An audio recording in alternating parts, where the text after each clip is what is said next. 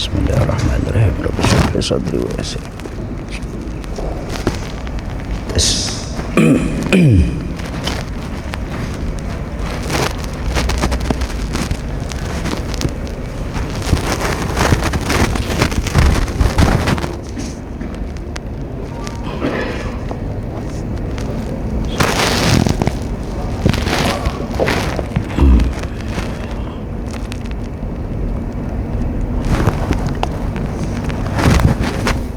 Bismillahirrahmanirrahim.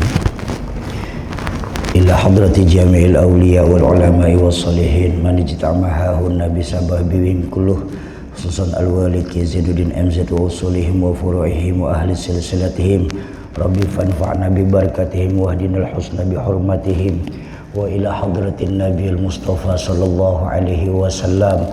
Al-Fatihah. A'udzu billahi minasyaitonir rajim. Bismillahirrahmanirrahim. Alhamdulillahirabbil alamin arrahmanir rahim maliki yaumiddin iyyaka na'budu wa iyyaka nasta'in ihdinas siratal mustaqim siratal ladzina an'amta 'alaihim ghairil maghdubi 'alaihim waladdallin amin. Assalamualaikum warahmatullahi wabarakatuh. Alhamdulillahil aliyyul akbar wa azizul ghafar rabbul jannati wan nar.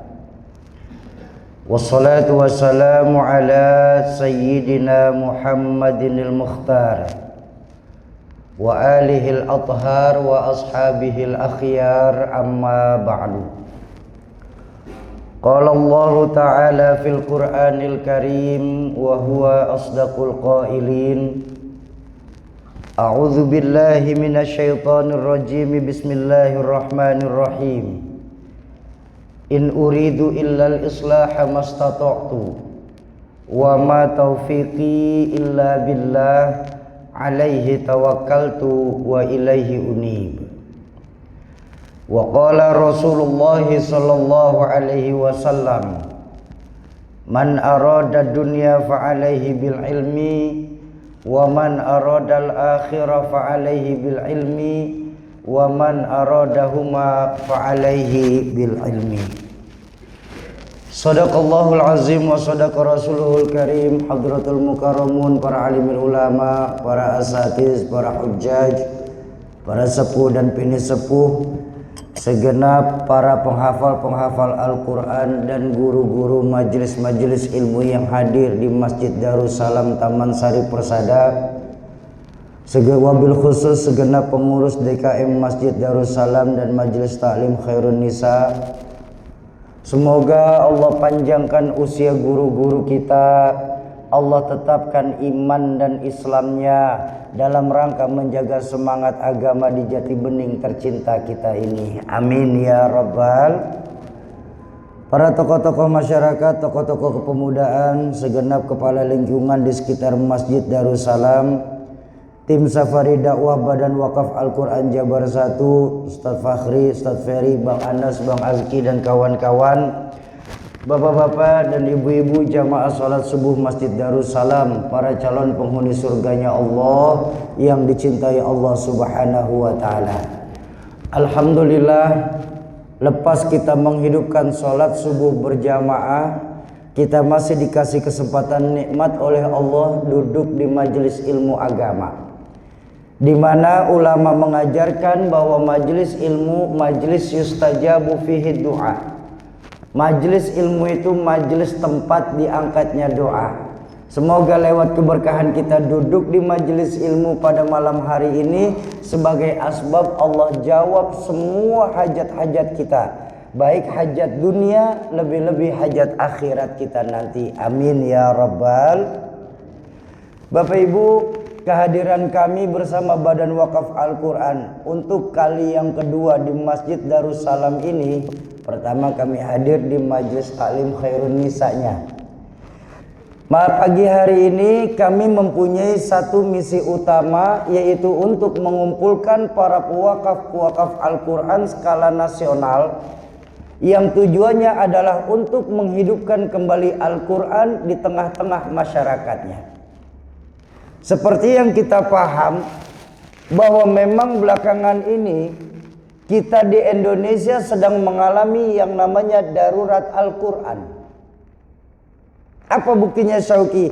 Banyak dari kita umat Islam saat ini tidak lagi menjadikan Al-Quran sebagai pedoman dalam kehidupan kita.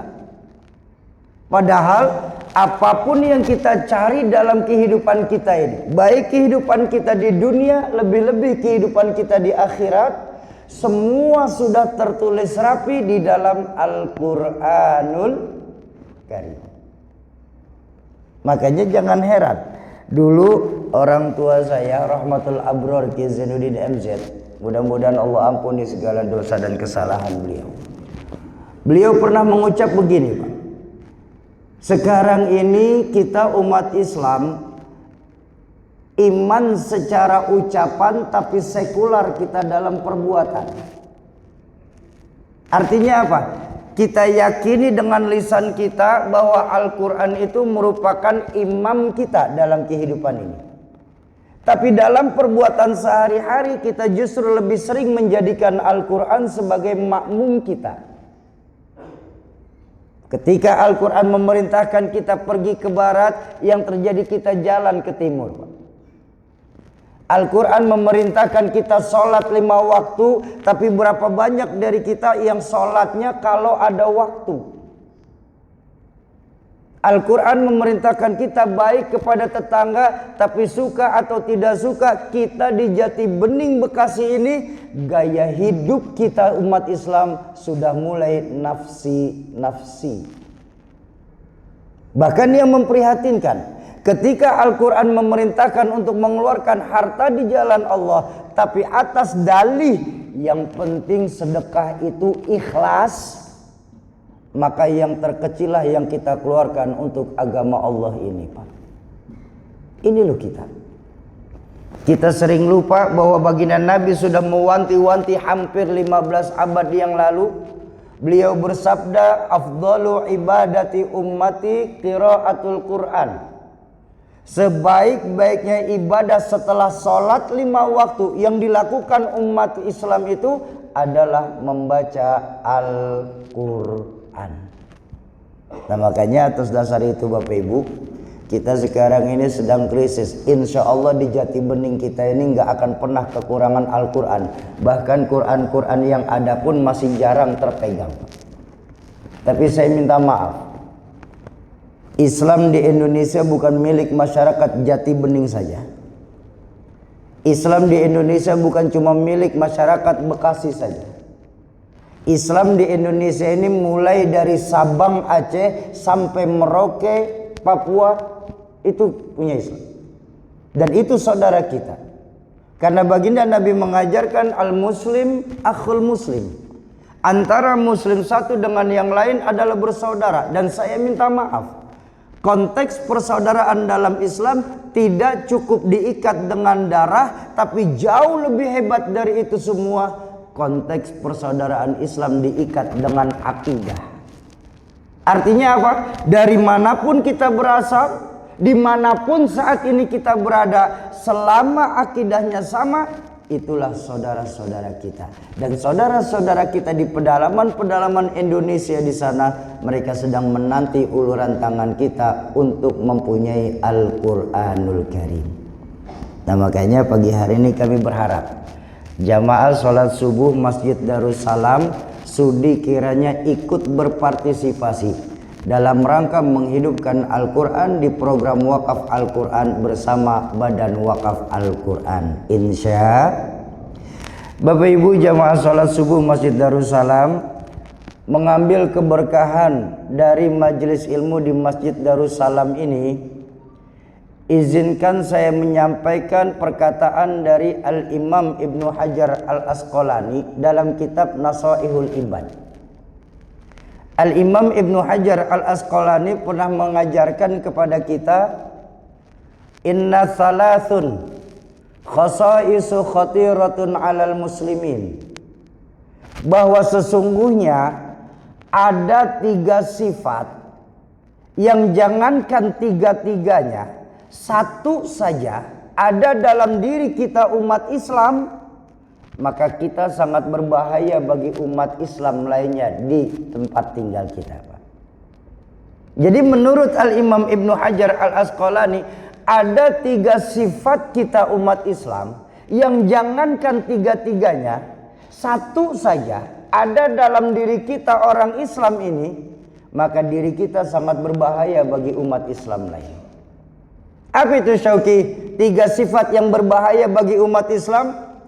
Pertama, menurut Al-Imam Ibnu Hajar Al-Asqalani, sifat yang membahayakan bagi umat Islam, pertama, man i'tasama bi'aqlihi dhalla. Barang siapa yang mengambil hukum agama cuma berdasarkan logika belaka, maka percayalah dia akan tersesat selama-lamanya di dalam. Kok bisa begitu Syauqi? Begini, saya ajak jalan-jalan sedikit. Yang namanya agama itu ada hal-hal yang bisa dilogikakan, tapi juga banyak dalam agama itu hal-hal yang gak mungkin masuk logika. Kenapa? Sebab kalau dalam agama semua bisa dilogikakan, itu bukan agama, tapi sains, ilmu pengetahuan. Karena dasar ilmu pengetahuan adalah logika. Tapi juga kalau dalam agama ini semua nggak bisa dijelaskan, itu juga bukan agama namanya, tapi dongeng. Nah, yang namanya agama itu ada hal-hal yang bisa dijelaskan, tapi juga banyak dalam agama hal-hal yang nggak bisa dijelaskan. Nah, hebatnya Islam ketika bertemu dengan hal-hal yang tidak bisa dijelaskan oleh logika, bisa dipahami dengan nilai-nilai keimanan. Sebagaimana Allah berfirman dalam surah Yasin, "Idza arada syai'an ayyaqula lahu kun fayakun." Makanya dalam Islam berpikir logika itu nomor 2. Yang pertama, tanamkan dulu iman sebaik-baiknya dalam diri kita. Ini loh sekarang ini, Pak. Ya. Apalagi kita sekarang ini tak terasa sudah masuk di 10 hari ketiga di bulan Zulhijjah. Betul ya? Di mana bulan Zulhijjah itu merupakan salah satu dari bulannya Allah. Begini, dari 12 bulan bilangan hijriyah yang Allah ciptakan di dunia ini, Allah itu memiliki 4 bulan istimewa di sisinya. Bahkan saking istimewanya 4 bulan ini sampai tertulis dalam Al-Quran sebagai minha arba'atun hurum. Apa saja 4 bulan istimewanya Allah ini Syauqi? 3 berdampingan, 1 agak terpisah. Apa yang berdampingan? Zulqa'dah, Zulhijjah, Muharram. Yang agak misah apa? Rajab. Lalu istimewanya apa? Karena ini bulannya kesukaannya Allah, pahala kebaikan yang dilakukan umat Islam nilainya ditambah, tapi dosa pun dikali lipat juga. Ini hati-hati nih. Ini hati-hati. Makanya saya pesan untuk masyarakat Islam di Taman Sari Persada Raya ini, kalau masih ada yang senang berbuat dosa, hafalkan baik-baik 4 bulan ini. Zulqa'dah, Zulhijjah, Muharram dan Rajab. Kenapa? Di 4 bulan ini kalau masyarakat jamaah Darussalam masih senang dengan dosa, pilih dosanya yang kecil-kecilan dulu. Jangan yang gede dilakuin. Kenapa? Susah taubatnya nanti. Cari yang dosanya gampang, taubat saja sudah. Kenapa? Karena memang pahala dilipat gandakan, tapi dosa pun ditambah. Ini hati-hati. Nah, ulama sepakat momentum Ashhurul Hurum ini adalah paling tepat mengembalikan lagi nilai-nilai keimanan kepada Allah Subhanahu wa ta'ala. Yang sangat kita rasakan bahwa belakangan ini Akibat kebutuhan kita akan dunia yang semakin meningkat menyebabkan iman kita kepada Allah yang semakin menurun. Kita kembalikan lagi nilai-nilai keimanan kita, memandang agama tidak cuma dengan logika tapi juga dengan iman dulu. Sama kayak begini, saya pakai contoh dah biar lebih mudah. Kira-kira saat mati lampu di tangan kita megang senter. Nah, saat mati lampu tangan megang senter, pas mau jalan itu senter dulu yang nyala atau kaki dulu yang melangkah? Bareng. Ayo. Ketika mati lampu kita pegang senter, mau jalan senter dulu yang nyala atau kaki dulu yang melangkah? Senter dulu yang berjalan. Sama. Dalam beragama iman dulu tanemin, logika ikut. Ini sekarang kita nih banyak berpikir dalam Islam ini logika. Ketika nggak masuk logika, kita tampilkan itu mentah-mentah. Ini bahayanya kita. Dan ini perlunya sanad keguruan. Memang apa buktinya Syauqi? Kita lebih sering berpikir logika daripada dengan iman dulu. Mudah. Bapak Ibu, belakangan ini kita lebih senang melakukan amal tapi nggak didasari ilmu, atau punya ilmu tapi nggak diamalkan. Ya saya nggak ngerti salah paham atau pahamnya yang salah. Ya kan dalam kehidupan begitu, ada salah paham, ada pahamnya yang salah. Kalau salah paham masih bisa dibenerin, kalau pahamnya yang salah udah. Kalau kata orang Betawi mah ngotot dah, apa kata maunya saja udah. Nah, belakangan ini banyak dari kita senang melakukan amal tapi nggak didasari ilmu, atau punya ilmu tapi nggak diamalkan. Al-Imam Ibnu Ruslan mengajarkan amal yang nggak pakai ilmu pahalanya nggak akan sampai. Dan ilmu yang tidak diamalkan akan memintakan pertanggungjawaban nanti di hadapan Allah Qadir Rabbul Jalil. Jadi dalam Islam amal wajib pakai ilmu, ilmu wajib diamalkan. Apa buktinya Syauqi? Kita beramal nggak pakai ilmu Syauqi. Baik, Bapak Ibu, saya minta maaf, saya minta ridho. Belakangan ini kita lebih senang menghidupkan yang sunnah tapi lupa menyempurnakan yang wajib. Percaya apa tidak? Saya tanya, qobliyah ba'diyah itu hukumnya apa? Sunnah. Mengqadha salat hukumnya wajib. Yang mana yang kita lakukan? Yang sering kita lakukan yang mana?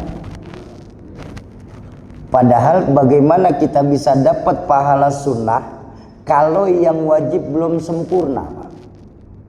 Berapa banyak dari jamaah sholat subuh pagi hari ini yang sudah pernah mengqadha sholat-sholatnya yang tertinggal, mulai dari kita akil balik sampai tadi siang, Pak.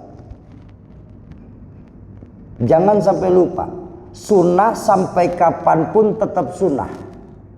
Dan hukum sunnah itu dikerjakan tambah pahala, enggak dikerjakan pun tidak ada dosa. Itu hukum sunnah. Dan sampai kapanpun yang namanya sunnah tidak akan mampu menggantikan yang wajib. Ini loh kita. Bahwa Islam agama yang mudah. Nabi mengajarkan yasiru wala tu'assiru. Kalau bisa yang mudah dalam beragama, kenapa mesti dipersulit? Tapi juga mohon jangan digampang-gampangin.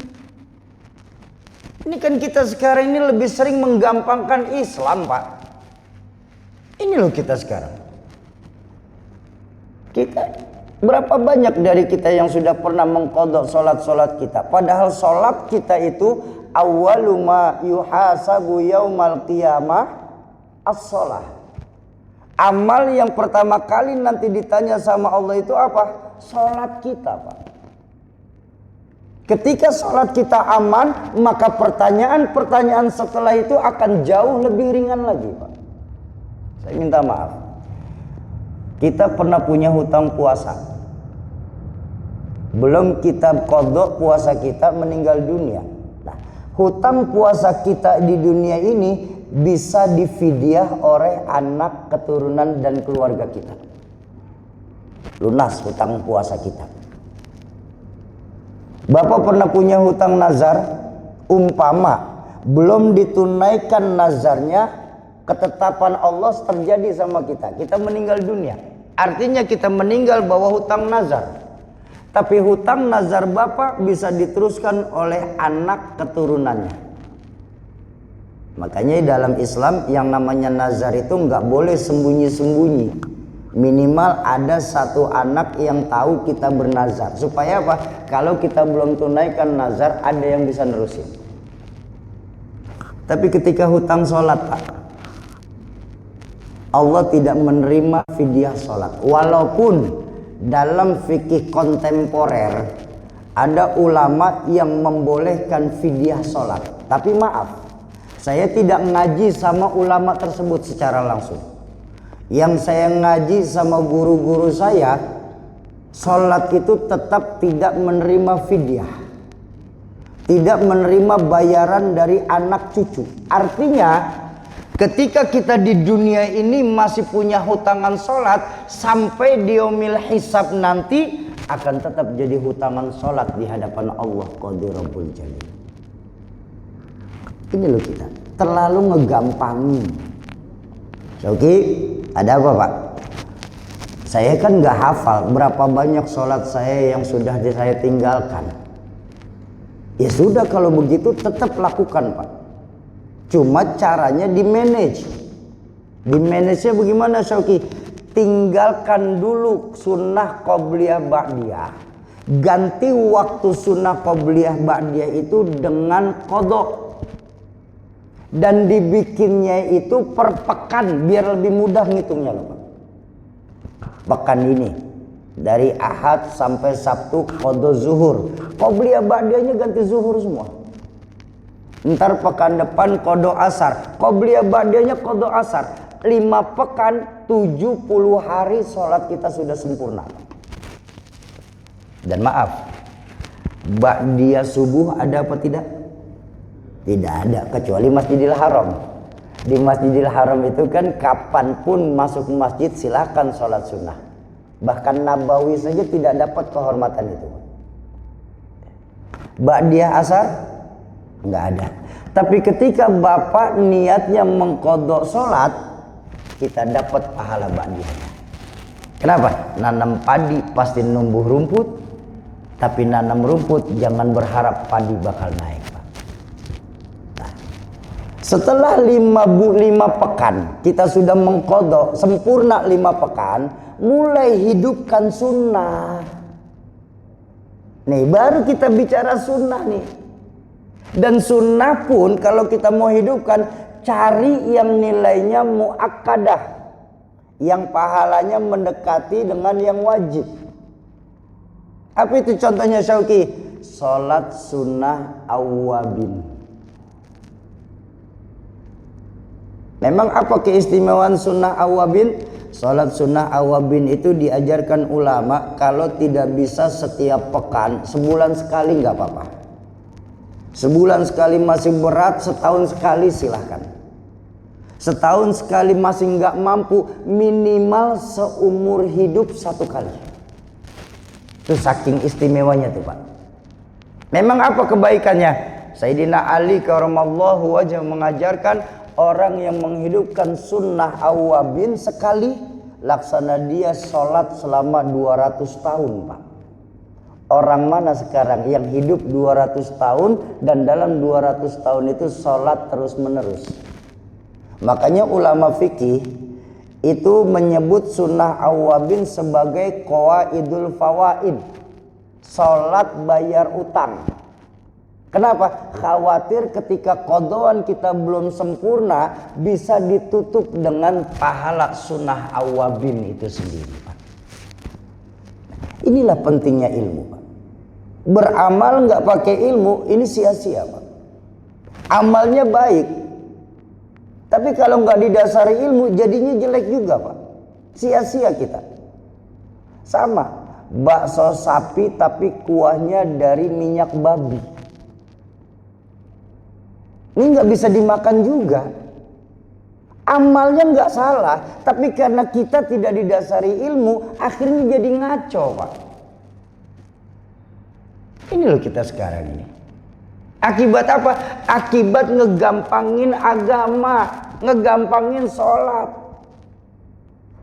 Berapa banyak dari kita, sekali lagi saya tegaskan. Tapi ingat, sunnah awabin itu beda dengan sholat-sholat sunnah lain. Kalau duha, kalau sudah masuk waktunya hari apapun silahkan sholat. Tahajud, kalau sudah masuk waktunya mau malam apapun silahkan sholat. Betul. Tapi awabin tidak. Sholat taubat kapanpun kita mau sunnah taubat silahkan. Tapi awabin nggak seperti itu, Pak. Awabin itu mempunyai waktu khusus. Kapan? Malam Jumat setiap habis maghrib sampai menjelang isya. Ikhtilaf rakaat ulama itu ada yang berkata 4 rakaat 1 salam, ada juga ulama yang mengajarkan 4 rakaat 2 salam. Silahkan pilih, cari yang nyaman dalam ibadah. Sambil jangan lepas qadanya, Pak. Sambil jangan lepas qadanya. Ini loh kita. Banyak dari kita berpikiran bahwa ibadah sunnah itu cuma sebatas sholat, baca Quran, sedekah. Tidak. Hal-hal muamalah yang sunnah muamalah ini yang sudah mulai ditinggalkan. Makanya diajarin sama guru saya, Al-Mukarram Ki Haji Fakhruddin Al-Bantani. Setiap bangun tidur itu setiap kita bangun tidur, jangan pernah lepaskan niat untuk melakukan sunnah. Bagaimana caranya, Syauki? Ketika bangun tidur, alhamdulillahilladzi ahyana ba'dama amatana wa ilaihi nusur. Bangunlah kita, sudah sadar 100%, langsung jatuhkan niat. Nawaitu ittiba'an li Rasulillah ma af'alu hadzal yaum. Selesai sudah. Jadi walaupun kita ambil pahala-pahala muamalahnya, Nabi jalan. Ketika kita jalan karena kita sudah jatuh niat itu, maka jalan kita mendapatkan pahala niat sunnah di dalamnya. Kita makan, Nabi makan. Walaupun Nabi makan menggunakan tangan, kita makan pakai sendok kebanyakan, tapi kan saat mengunyah itu kan Nabi juga mengunyah makanan. Nah, saat kunyahannya itu masuk dalam hitungan sunnah. Ini loh, sunnah muamalah yang sudah mulai ditinggalkan, satu demi satu hilang, Pak. Sisiran cara Nabi, menggunting kuku cara Nabi. Banyak dari kita yang salah persepsi tentang sunnah itu sendiri, Pak. Mumpung masih banyak ulama-ulama, Masjid Darussalam kita pun juga sering bikin pengajian fikih. Ayo hadiri supaya apa? Supaya kita bisa tahu. Nah, ini bedanya antara ilmu dunia dengan ilmu agama. Ilmu dunia semakin banyak kita baca, semakin banyak kita tahu. Tapi efeknya akan dibuat sombong kita, Pak. Apa buktinya, Syauki? Saya belum pernah dengar ada profesor mau dipanggil bapak, sedikit sekali. Bukan nggak pernah dengar, sedikit sekali. Panggil saya profesor, saya puluhan tahun sekolah. Itu ilmu dunia. Sombong, arogan kita dibuatnya. Tapi ketika belajar ilmu agama, semakin banyak kita baca, semakin banyak kita ngaji, semakin banyak pula yang kita tidak tahu.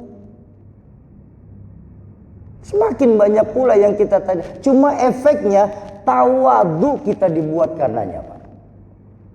Tidak ada orang alim yang mau mengaku dirinya alim. Mesti orang alim yang paling alim pun masih banyak orang yang lebih alim dari saya. Itu udah rata-rata. Dan kalau kita bicara ilmu dunia saja, sanadnya harus jelas. SD saya di sini, SMP saya di sini, SMA saya di sini, S1 saya ngambil di kampus ini, S2 saya di sini, magister saya di sini, S3 saya di sini. Itu untuk urusan dunia. Bagaimana untuk urusan akhirat? Kita sekarang ini kebanyakan kan ngajinya sama Mbah Google, Pak. Belajarnya sama ustazah YouTube. Fikihnya mazhab Instagramiyah. Makanya jangan heran umat Islam karena sanad keguruan sudah mulai tidak mutasil. Kita umat Islam sekarang ini banyak tahu tapi tidak tahu banyak. Ketika banyak tahu tapi tidak tahu banyak, maka percayalah Pak, perbedaanlah yang kita perbesar, bukan mencari persamaan. Dikit-dikit debat, dikit-dikit dalil. Bahwa bahwa perbedaan dalam Islam itu membawa rahmah, saya setuju, tapi bukan alasan kita untuk berpecah belah. Makanya diajarkan oleh guru saya, Rahmatul Abror, yaitu Bagus Muhyil Haq, yang membuat Islam mundur ini itu dikarenakan fanatisme organisasi. Fanatisme agama wajib, tapi fanatisme organisasi nanti dulu. Baginda Nabi diutus ke dunia ini sebagai rahmatan lil alamin. Kalau saya boleh menjadikan kalimat rahmatan lil alamin ini, kalau boleh, ibarat sebuah lingkaran besar. Di mana yang namanya lingkaran itu kan tidak bersudut. Betul apa betul? Betul. Lalu kenapa kita senang mengkotak-kotakan diri kita masing-masing sekarang? Sudahlah, ketika bertemu dengan perbedaan-perbedaan yang terjadi, katanya kembalikan pada Quran. Quran mengajarkan lana a'maluna walakum a'malukum. Selesai sudah seharusnya. Bapak Ibu jamaah salat subuh Masjid Darussalam, para calon penghuni surganya Allah yang dicintai Allah Subhanahu wa taala. Itu yang pertama.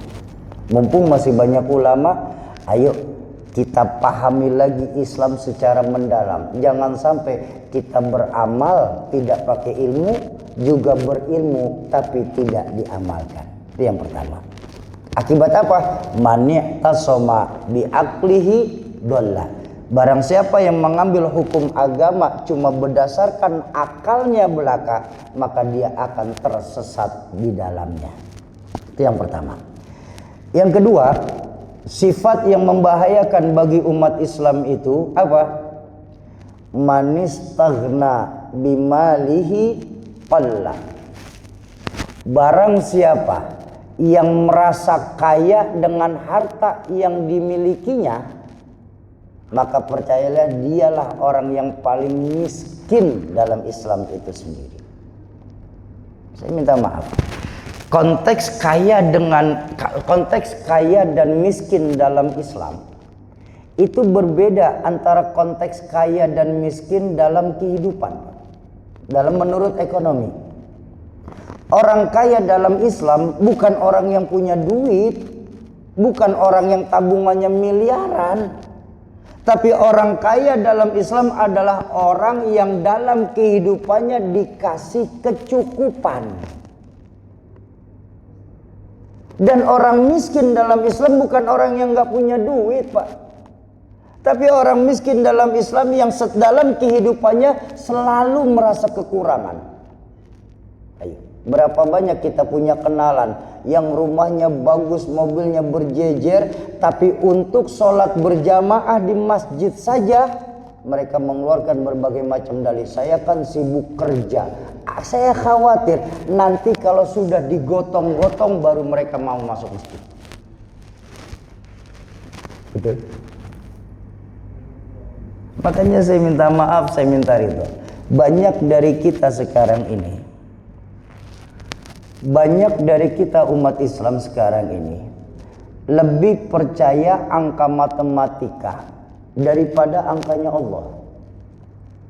Padahal dua sifat angka ini bertolak belakang. Angka matematika sifatnya mutlak. Rumusnya pun banyak, minimal 4. Rumus dasar matematika: penambahan, pengurangan, pengalian, dan pembagian. 1 tambah 1 2, 1 kurang 1 0. Itu matematika. Dan gak bisa ditawar. Gak ada 1 kurang 1 setengah. Kenapa setengah? Karena kenal. Matematika mah gak peduli mau kenal mau tidak, 1 kurang 1 tetap 0. Kenapa? Sifatnya mutlak. Tapi ketika bertemu dengan angka Allah itu sifatnya ajaib, Pak. Rumusnya pun cuma 2, pengurangan dan pembagian. Allah tidak memberikan rumus penambahan apalagi pengalian. Kita rapi sholat berdoa, hati kita sir. Kali-kali aja doa saya sekarang dikabulkan sama Allah. Gak bakal.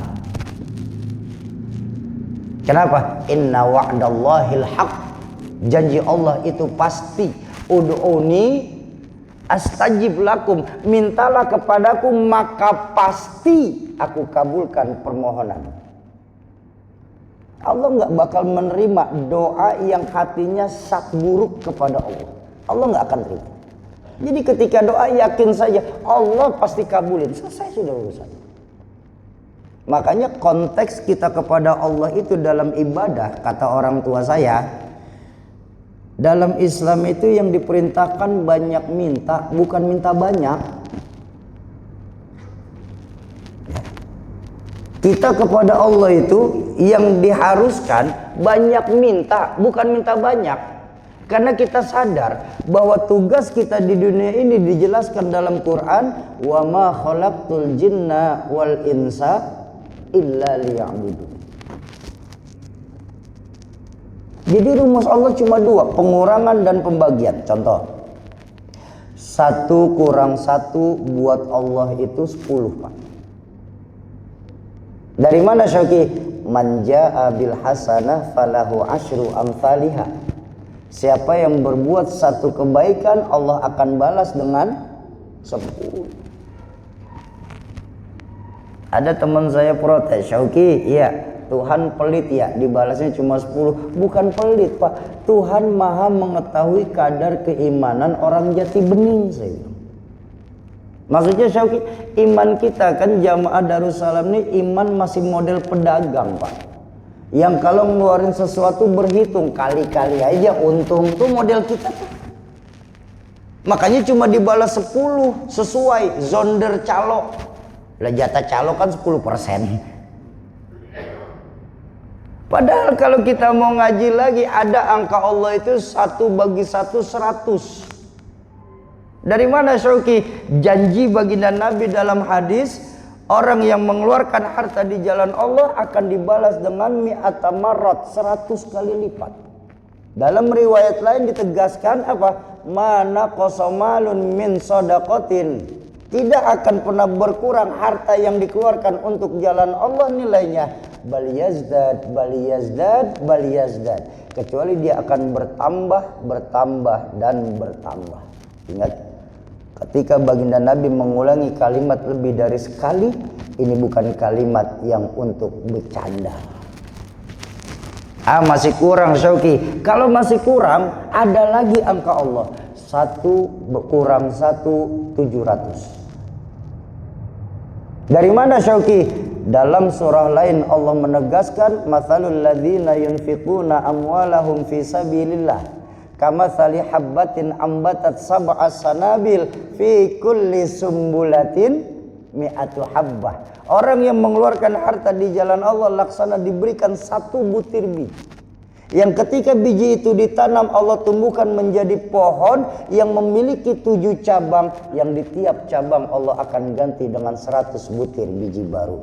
7 kali 100, 700. Oh, berarti Allah nggak konsekuen, Sauki.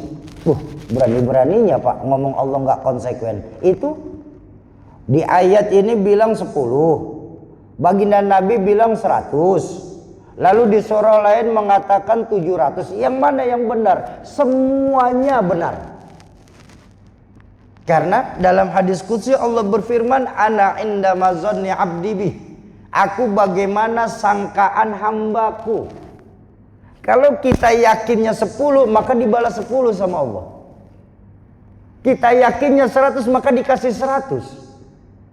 Kita yakinnya 700, bakal dikasih 700. Bahkan ayat yang masalul ladzina ini merupakan ayat yang langsung distempel oleh zat Allah dalam pertengahan ayat tersebut. Apa? Wallahu yudha'ifu liman yasha. Allah akan menambahkan kepada siapa saja yang dikehendakinya. Nah, makanya atas dasar itu Bapak Ibu, kami ingin mengajak, jangan sampai kita merasa kaya dengan harta yang kita punya. Ingat, kullu man 'alaiha fan wa yabqa wajhu rabbika dzul jalali wal ikram. Kita ini semua kefanaan belaka. Bukankah baginda Nabi mengajarkan idza mata ibnu Adam inqata'a amaluhu illa min thalathin. Kalau anak cucu Adam meninggal dunia, terputus semua amalnya kecuali 3. Ilmu yanfa, shadaqatan jariyah, wa waladun salih ayyad'ulah. Ilmu yang bermanfaat, sedekah yang diterima, dan doa anak soleh yang mendoakan orang tuanya ketika meninggal dunia. Inilah yang akan terus menemani kita sampai di yaumil hisabnya Allah Subhanahu wa ta'ala. Bapak Ibu jamaah salat subuh Masjid Darussalam, para calon penghuni surganya Allah yang dicintai Allah Subhanahu wa ta'ala. Nah, untuk mengembalikan lagi nilai-nilai keimanan kita kepada Allah di bulan Zulhijjah ini, sekaligus memperbanyak lagi orang-orang yang mampu mengamalkan apa yang Al-Quran perintahkan, memperbanyak lagi generasi-generasi muda untuk membaca Al-Quran. Karena sedih Pak, data statistik kependudukan Indonesia, jumlah penduduk Islam di Indonesia ini sudah melebihi angka 200 juta jiwa. Melebihi 200 juta jiwa. Sedangkan data Kementerian Agama mencatat mushaf Al-Quran yang tercetak itu se-Indonesia ini yang dikeluarkan Kementerian Agama tidak lebih dari 3 juta mushaf per tahunnya. Artinya masih terlampau banyak ketimpangan-ketimpangan. Kita di Jakarta aman, tapi Islam bukan milik Jakarta saja, bukan milik Bekasi saja, bukan milik Pulau Jawa. Islam dari Sabang sampai Merauke, Papua, itulah saudara kita. Nah, makanya kami ingin mengajak Bapak Ibu untuk sudi kiranya membantu kami dalam rangka berwakaf Al-Quran dengan cara berniat saja.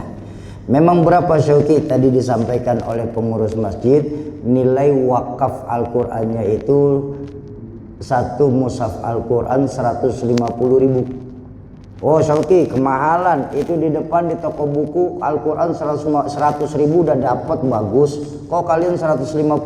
Baik, kami akan jelaskan kemana dana wakaf Bapak Ibu yang dititipkan kepada kami. Dengan nilai wakaf 150.000 per mushaf Al-Quran, kami pastikan Bapak Ibu mendapatkan 3 kebaikan di dalamnya, 3 amaliyah di dalamnya. Apa itu Syekh? Pertama, pencetakan Al-Quran mulai dari 0 sampai menjadi mushaf, yang di dalamnya akan tertulis nama-nama para pewakaf. Alhamdulillah, karena kami tidak mencetak lewat percetakan umum. Berkah dana umat Islam, kami mempunyai mesin cetak mushaf Quran sendiri. Alhamdulillah. Itu yang pertama. Yang kedua, untuk dana dari 150 niat wakaf itu kami gunakan untuk pengiriman mushaf Al-Quran ke pelosok-pelosok Indonesia. Dan ini nilainya nggak sedikit Pak. Saya pernah silaturahmi ke Pulau Aceh. masih kurang lebih hampir 2 jam dari Sabang naik sepeda motor. Di situ ada 300 kepala keluarga di satu pulau yang semuanya umat Islam, dan jangankan Quran, surah Yasin yang pocket itu sudah banyak yang sobek. Saya juga pernah silaturahmi ke Yahukimo di Papua. 10 menit jalan sudah Papua Nugini. Daratan itu jalan mobil belum bisa tembus, naik motor kurang lebih 4-5 hari. Jadi metode tercepat adalah naik pesawat perintis. Pengiriman Al-Quran ke Yahukimo mau 1 karton atau 40 karton itu nilainya sama, hampir 4 juta rupiah sekali kirim. Nah, itu memerlukan dana, dan kami ambil dari pewakafan permushaf itu sendiri. Nah, yang ketiga terakhir apa? Untuk mengirimkan guru-guru ngaji di pelosok-pelosok Indonesia. Karena kami pernah silaturahmi di Kabupaten Ketapang, Kalimantan Barat, tepatnya di desa Air Hitam. Masih kurang lebih 18 jam dari Pontianak naik mobil. Kami silaturahmi ke sana. Sampai sana kami ketemu seorang ibu-ibu. Sudah 40-50 tahun lah. Alhamdulillah 14 tahun beliau memeluk Islam. Saat itu 6 tahun yang lalu saya mampir ke sana. Cuma yang prihatin apa? Dari 14 tahun beliau memeluk Islam, setiap sholat itu bacaan yang terbaca cuma kalimat bismillah saja. Dan ini kami temuin secara langsung. Demi Allah kami temuin secara langsung. Kita bangga Islam mempunyai saudara-saudara baru, tapi setelah mereka masuk Islam, kita lupa untuk mengajarkan nilai-nilai Al-Quran kepada mereka. Ini kelemahan kita umat Islam. Nah, makanya dari dana tersebut kami akan kirimkan guru-guru Quran untuk masuk ke pelosok-pelosok Indonesia dari Badan Wakaf Al-Quran. Nah, makanya ayo Bapak Ibu, walaupun cuma dengan niat, jadikan diri kita masing-masing pagi hari ini sebagai sahabat-sahabat Al-Quran. Bagaimana prosesnya nanti disampaikan oleh Ustadz Ferry, Ustadz Fakhri, abang saya izin untuk istirahat sebentar. Tolong jangan bubar dulu. Kenapa? Ada 2 alasannya. Pertama, program kita program wakaf pagi hari ini, maka nanti di akhir acara kita akan melakukan akad wakaf secara jamaah. Yang kedua, jangan biasakan kita pulang sebelum ditutup sama doa. Kenapa? Karena demi Allah penceramah tidak membawa keberkahan sedikit pun. Kebaikan yang terjadi di dalam majelis itu saat pembacaan doa yang Bapak Ibu aminkan. Disinilah momentum keberkahan Allah turunkan. Doa diangkat oleh para malaikat-malaikat Allah yang ada di dunia, dan bangunnya kita dari majelis ilmu mendapatkan jaminan ampun atas segala dosa yang kita lakukan. Ayo Bapak Ibu, walaupun cuma dengan berniat saja, jadikan diri kita masing-masing sebagai sahabat-sahabat Al-Quran. Silakan.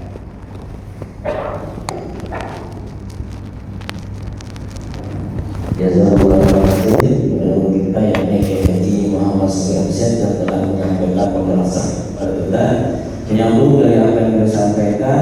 Kami dari Badan Wakaf Al-Quran ingin mengajak para jamaah sekalian, bapak-bapak, ibu-ibu sekalian untuk bersama-sama berkontribusi di program Wakaf Al-Quran dan juga pembinaan yang kami distribusikan ke pulau-pulau terpencil mulai dari ujung barat Sumatera Aceh hingga ke ujung timur Papua. Yang mana alhamdulillah PWA berdiri tahun 2005 sampai hari ini sudah distribusikan sebanyak 3 juta lebih ya saudara-saudara kita, namun ini masih jauh daripada kebutuhan Al-Quran yang dibutuhkan oleh saudara-saudara kita.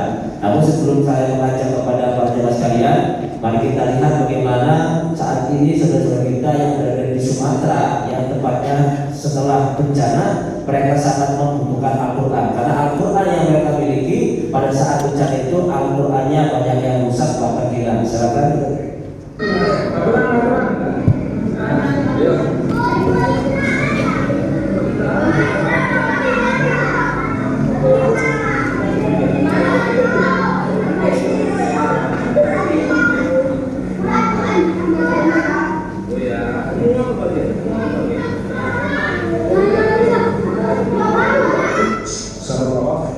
Sudah sebulan lebih bencana musibah banjir menimpa saudara-saudara kita di Sumatera di Aceh dan juga Sumatera Utara, dan juga tersiar nama bahwasanya masyarakat terutama di tiga wilayah tadi bukan hanya memerlukan bahan logistik sembako, obat-obatan, dan tetapi juga mereka memerlukan yaitu mushaf Al-Quran. Alhamdulillah hari ini kita mulai lobby untuk pengirim Al-Quran ke dua provinsi yaitu Sumatera Utara dan juga nanti ke Aceh. Ini adalah Al-Quran dari sahabat Bapak semua, dan insya Allah sebentar lagi akan sampai ke yang membutuhkan di wilayah Sumatera Utara dan Aceh. Jadi insya Allah Al-Quran ini akan kita kirim bertahap, mudah-mudahan bertahap. Di ini kita kirim pertama 1.100 ke Sumatera Utara dan 2.000 ke Aceh. Minggu depan nanti kita kirim lagi ke wilayah tersebut, termasuk nanti juga ke wilayah Sumatera Utara.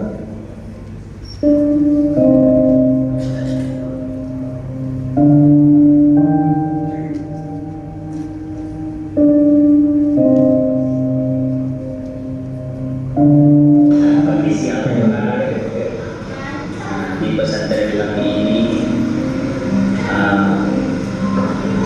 sebagian besar sudah terbawa arus. Ada sebahagian yang ada tersimpan di asrama anak-anak, tapi tidak terbisa pakai lagi karena kondisi semakin buat sebagian terlempar dengan uang air banjir yang terendam 4 hari.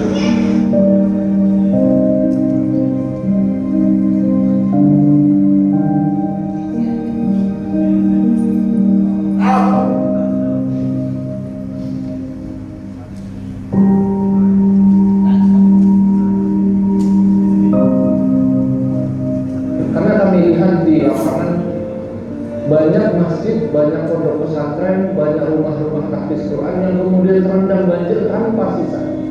Jadi Al-Quran yang selama ini ada di masjid-masjid, di pondok-pondok pesantren, di madrasah, di daerah-daerah yang selama ini tersebar di provinsi Sumatera Utara, Aceh, Darussalam dan juga Sumatera Barat, hari ini semua sudah habis. Tidak ada lagi yang kemudian tersisa dan bisa dimanfaatkan atau digunakan lagi oleh masyarakat yang selama ini membaca dan mentadaburi kitab suci Al-Quran tersebut. Oleh karena itu, kami mengajak kepada seluruh wakil untuk terus bersama-sama dengan Badan Wakaf Al-Quran menyalurkan wakaf terbaiknya. Karena Al-Quran yang selama ini sudah diwakafkan oleh para wakil ini sangat ditunggu-tunggu oleh masyarakat khususnya yang ada di Provinsi Sumatera Utara, Nangro Aceh, Darussalam dan juga Sumatera Barat.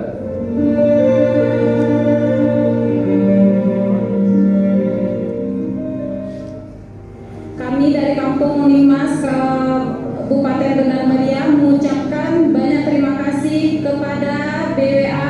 Terima kasih banyak atas Al-Qurannya dan bantuan-bantuan lainnya.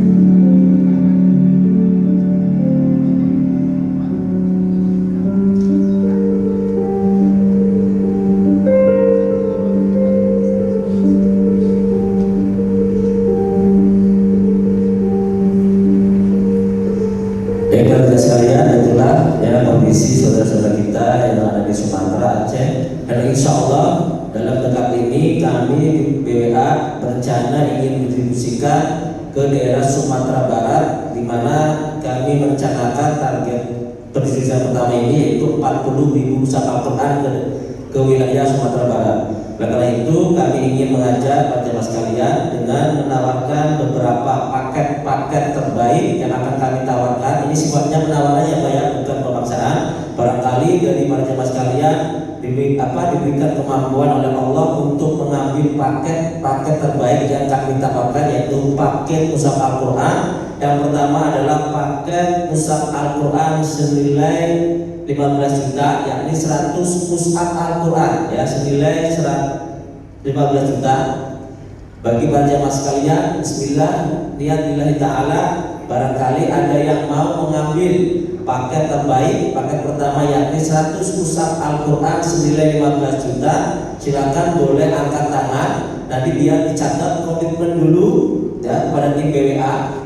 Komitmen untuk mengambil paket ini tidak harus ditunaikan sekarang, tapi bisa ditransfer lain kali atau dicicil Pak.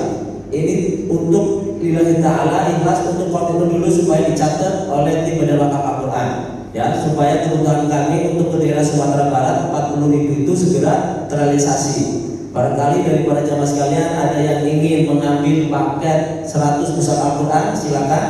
Bagi jamaah yang orang yang pertama mengambil paket-paket yang kami tawarkan, insya Allah ada cindera mata. Ini sifatnya cindera mata yang bukan jual beli, yakni sorban yang tadi yang dipakai oleh Kiai Haji, ya, sorban Kiai Haji Sauki, yang Muhammad Sauki MC tadi dipakai bagi jamaah yang mengambil, orang pertama yang mengambil paket yang kami tawarkan.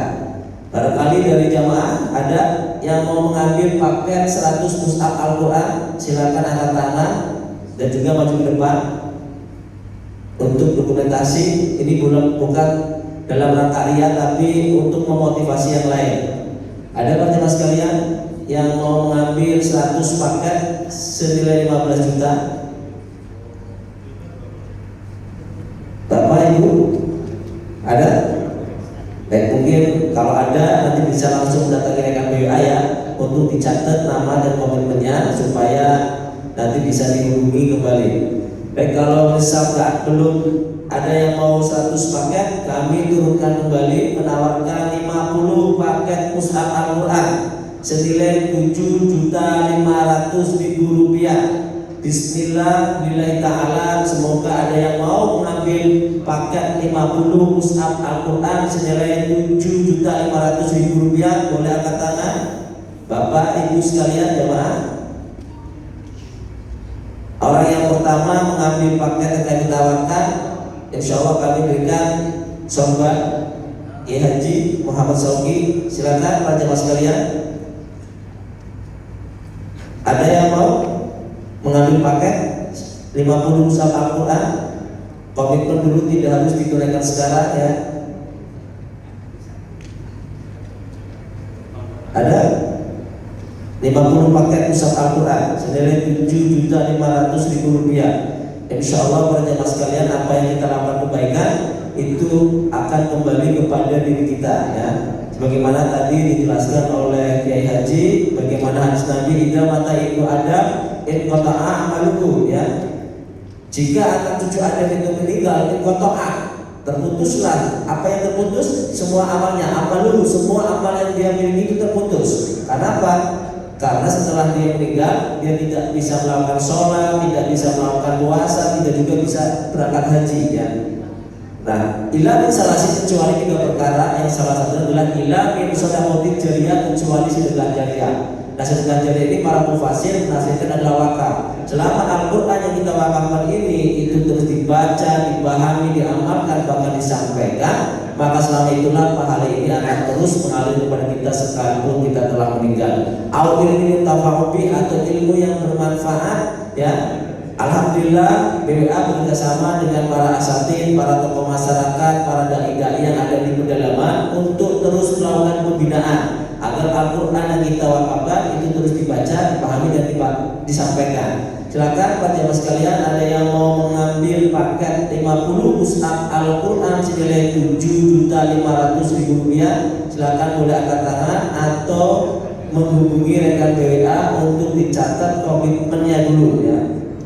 Komitmen dulu, dicatat nama, alamat, dan juga nomor telepon supaya nanti diingatkan kembali. Silakan para jemaah sekalian, barangkali ada yang mau mengambil, ya. Ini bukan dalam rangka ria, tapi fastabiqul khairat, berlomba-lomba dalam kebaikan. Bahkan memotivasi yang lain, man dalla ala khair falahu mislu ajri fa'ilin. Barang siapa yang menunjukkan dalam kebaikan, ya, maka baginya falahu bihi, maka baginya mislu ajri fa'ilin, semisal orang yang mau melakukan ajakan kita tersebut, ya. Ada teman sekalian, 50 paket mushaf Al-Quran senilai Rp7.500.000. Nanti bisa komitmen dulu, Ibu, Bapak. Ada 1, 2, 3, 4, 5. Ada Pak 50 mushaf Al-Quran. Orang pertama mengambil paket tersebut nanti akan kami berikan sorban Kiai Haji Muhammad Sauki beserta sertifikat, ya, sertifikat wakaf. Ada ya Bapak? Baik, mungkin lalu ya, mudah-mudahan ada yang mengambil paket tersebut. Baik Bapak, kami turunkan kembali, kami ingin menawarkan paket 20 mushaf Al-Quran senilai 3 juta rupiah. Ada Pak? 20 satu kardus. Mudah-mudahan ada 10 orang ya mengambil paket 20 mushaf Al-Quran. Ada Bapak Ibu 20 mushaf Al-Quran. Mudah-mudahan ada 10 orang yang bisa mengambil paket tersebut agar rencana kami untuk mendistribusikan ke daerah Sumatera Barat sebanyak 40.000 segera terrealisasi. Ada Bapak? Ada Ibu? Barangkali Ibu ada yang mau ngambil paket 20 mushaf Al-Quran? Ibu ada yang mau ngambil paket 20 mushaf Al-Quran senilai 3 juta? Ada Ibu? Untuk daerah Sumatera Barat ya, silakan. Ada. Masya Allah, barakallahu fiik. Ya, orang pertama sebagaimana janji saya, orang pertama yang mengambil paket, silakan Pak. Pada saat Ketua Masjid Darussalam Pak Haji Arif Budiman itu memberikan konfirmasi, jadi Masjid Darussalam akan mewakafkan 100 buah Al-Quran, maksudnya 15 juta. Kita catatkan sehingga nanti jamaah-jamaah masih ada yang mau mengisi.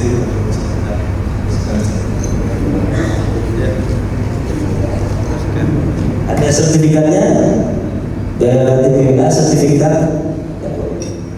Alhamdulillah, barakallahu fiik. Mudah-mudahan ini menjadi amal jariah yang kelak akan memberatkan timbangan di yaumil akhir alamin bagi pengurus DKM dan juga pada mas sekalian Masjid Darussalam. Baik, ada disiapkan kita 20 paket mushaf Al-Quran. Nanti juga ada sorban juga, tapi bukan sorban milik Kiai, sorban Citra Mata dari BWA sebagai kenang-kenangan. Ada Bapak sekalian 20 paket ya, yang memiliki hajat atau ada keluarga kita yang sedang sakit, dari amal jariah wakaf ini kita wasilahkan untuk memohon kesembuhan kepada Allah bagi orang yang sakit. Apakah bisa? Insya Allah Pak Jemaah sekalian, sebagaimana hadis Nabi mengatakan dawu mardokum bisodaqah, obatilah orang yang sakit di antara kalian bisodaqah dengan sedekah. Mudah-mudahan dengan wasilah amal sedekah ini Allah mengobati orang yang sakit, saudara-saudara kita. Silakan. Bahkan pahala wakaf ini juga bisa kita wasilahkan untuk amalan birrul walidain ya. Birrul walidain, barangkali ketika orang tua kita masih hidup, kita belum sepenuhnya berbakti kepada beliau, namun ada kesempatan kita untuk bisa amalan birrul walidain.